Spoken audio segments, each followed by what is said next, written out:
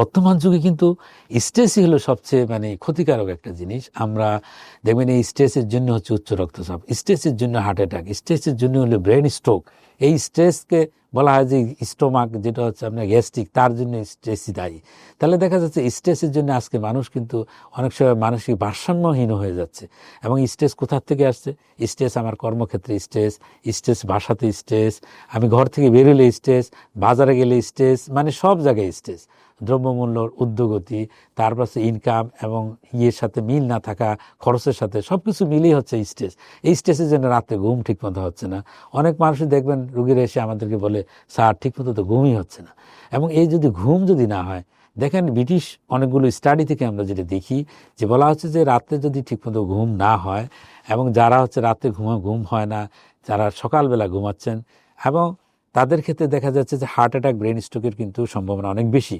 এবং যারা 11টার থেকে ঘুমাচ্ছেন, ভোর 5টায় উঠে যান, তাদের ক্ষেত্রে দেখা যাচ্ছে এই ধরনের জটিলতা কিন্তু অনেকাংশে কম।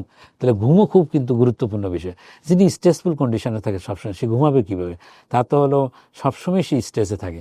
তাহলে দেখা যাচ্ছে স্ট্রেস কমানোর জন্য আমরা কি করি দেখবেন, অনেক ধরনের মেথডের কথা বলা হয়, যে কেউ মেডিটেশন করেন, কেউ ধ্যান করেন, বিভিন্ন ধরনের জিনিস। কিন্তু আমার এগুলো তো প্রয়োজন নাই।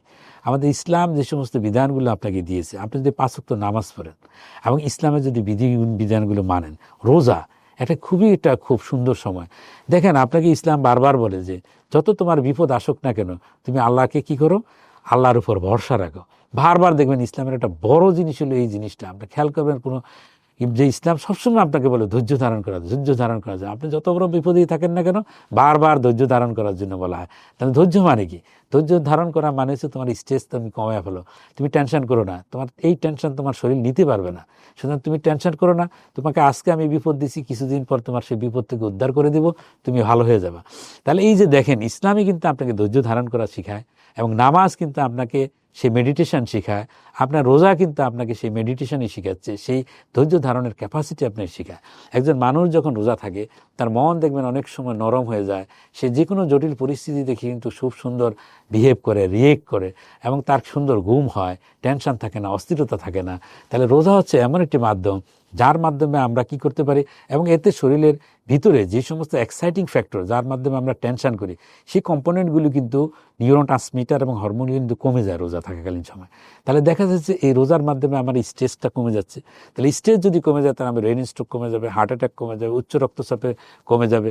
তাহলে আমাদের শরীরটাও কিন্তু সুন্দর থাকবে, ভালো থাকবে, এবং এর ফলে আমাদের ব্রেন ফাংশনও ভালো থাকবে, আমরা স্বাভাবিক কাজকর্ম করতে পারবো। সুতরাং রোজা হচ্ছে এমন একটি ইবাদত, বা আল্লাহর পক্ষ থেকে প্রেরিত এমন একটি মাধ্যম, যার মাধ্যমে আমরা স্ট্রেস মুক্ত থাকতে পারবো এবং আমাদের শরীরকে সুস্থ রাখতে পারবো।